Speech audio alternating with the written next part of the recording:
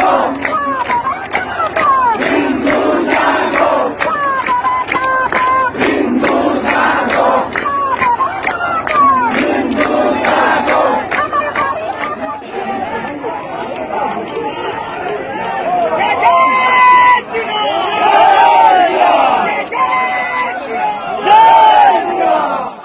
Friends, அனைவருக்குமே ஒரு தரமான சம்பவங்க.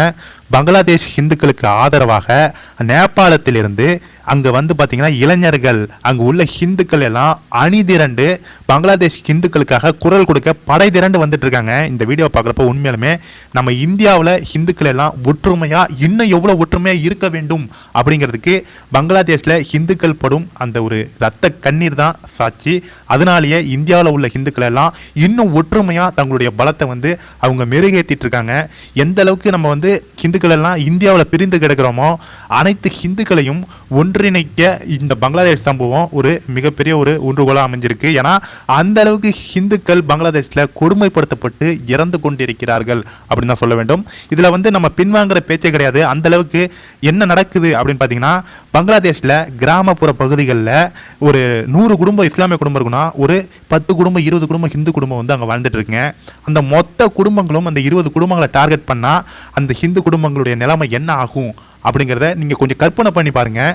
ஆனால் இங்கே வந்து அது மாதிரிலாம் இல்லை. நம்ம வந்து மதசார்பற்ற வேற்றுமையில் ஒற்றுமை காணும் மக்களாக நம்ம இந்தியாவில் வாழ்ந்துட்டு இருக்கோம். ஆனால் அதே மனப்பான்மை பங்களாதேஷ்லையும் கிடையாது, பாகிஸ்தான்லையும் கிடையாது. எந்த அளவுக்கு அவங்களுக்கு வந்து நேரம் கிடைக்குதோ அந்த நேரத்தில் வந்து ஹிந்து கோவில்களை தகர்ப்பாங்க.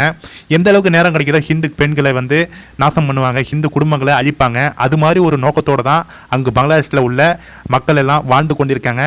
இந்த இதில் வந்து பார்த்தீங்கன்னா பின்வாங்குவதற்கான வேலையே கிடையாது. ஏன்னா எவ்வளோ வீடியோ ஃபுட்டேஜ் எவ்வளோ இது நம்ம வந்து வெரிஃபை பண்ணி பார்த்துட்டு இருக்கோம். எல்லாமே ஒரிஜினல் தாங்க. ஹிந்துக்கள் தலை தெரித்து ஓடிக்கொண்டிருக்காங்க. ஆனால் தற்போது பங்களாதேஷில் அனைத்து ஹிந்துக்களும் ஒன்றிணைந்து தங்களை தாக்க வரும் எதிரிகளை ஒன்றிணைந்து எதிர்த்து அடிச்சிட்டு இருக்காங்க. நீங்கள் இப்போ பார்க்குற வீடியோ பங்களாதேஷில் ஹிந்துக்கள் ஒற்றுமை தான். அங்கே உள்ள ஹிந்துக்கள் மாணவர்கள் மாணவிகள் என அனைத்து ஹிந்துக்களும் ஒன்றிணைந்து நம்மளுக்கு வர சவால்களை நம்மளுக்கு வர எதிர்ப்புகளை நம்ம வந்து ஒன்றிணைந்து அடிப்போம் அப்படிங்கிற நோக்கில் அங்கே உள்ள ஹிந்துக்கள் எல்லாம் ஒன்றிணைஞ்சிருக்காங்க.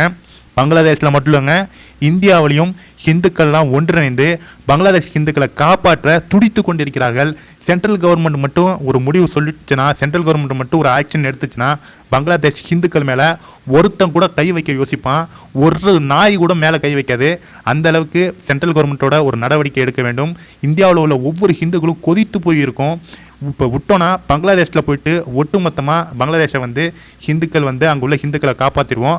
அங்கே உள்ள இஸ்லாமியர்களை யாருமே எதுவுமே நம்ம வந்து டார்கெட் பண்ணுறதில்ல. அங்கே உள்ள ஹிந்துக்கள் துன்பப்பட்டு கஷ்டப்பட்டு கொலை செய்யப்படுகிறார்கள். அவர்களை காப்பாற்ற வேண்டும். கண்டிப்பாக இந்த வீடியோவை எல்லாருக்குமே ஷேர் பண்ணுங்கள். இந்தியாவில் ஹிந்துக்களுடைய ஒற்றுமை இப்பொழுது அதிகரித்துள்ளது. பங்களாதேஷ் ஹிந்துக்களுக்காக இந்தியாவில் உள்ள ஹிந்துக்கள் எல்லாம் ஒருங்கிணைஞ்சிருக்காங்க. கண்டிப்பாக சென்ட்ரல் கவர்மெண்ட் இதை பயன்படுத்தி பங்களாதேஷில் உள்ள ஹிந்துக்களை காப்பாற்ற வேண்டும். தற்போது பங்களாதேஷில் ஒரு புதிய அரசு வந்து பதவியேற்றிருக்காங்க. அவங்களிடம் பேச்சுவார்த்தை நடத்தி என்ன நடவடிக்கை எடுக்க முடியுமோ அவங்களுக்கு ஒரு பாதுகாப்பான ஒரு சூழ்நிலை வந்து ஏற்படுத்தி கொடுக்க வேண்டும். அங்கே வந்து பார்த்தீங்கன்னா பங்களாதேஷில் ஹிந்துக்களுடைய கடைகள் பெரிய பெரிய முதலாளிகளாக ஹிந்துக்கள் வந்து பங்களாதேஷில் வந்து இருந்திருக்காங்க. அந்த முதலாளிகளுடைய வீடும் இல்லை, அவங்களுடைய கடைகளும் இல்லை, அவங்களும் தலை தெரித்து ஓடுகிறார்கள். ஒரு அகதிகள் மாதிரி ஒரு கிடக்கிறாங்க இந்தியாவை நம்பி. கண்டிப்பாக இந்திய கவர்மெண்ட் வந்து அவர்களுக்கெல்லாம் ஒரு விடிவு காலம் கொடுக்க வேண்டும். இந்த வீடியோ எல்லாருக்குமே ஷேர் பண்ணுங்கள் ஃப்ரெண்ட்ஸ். தேங்க்யூ.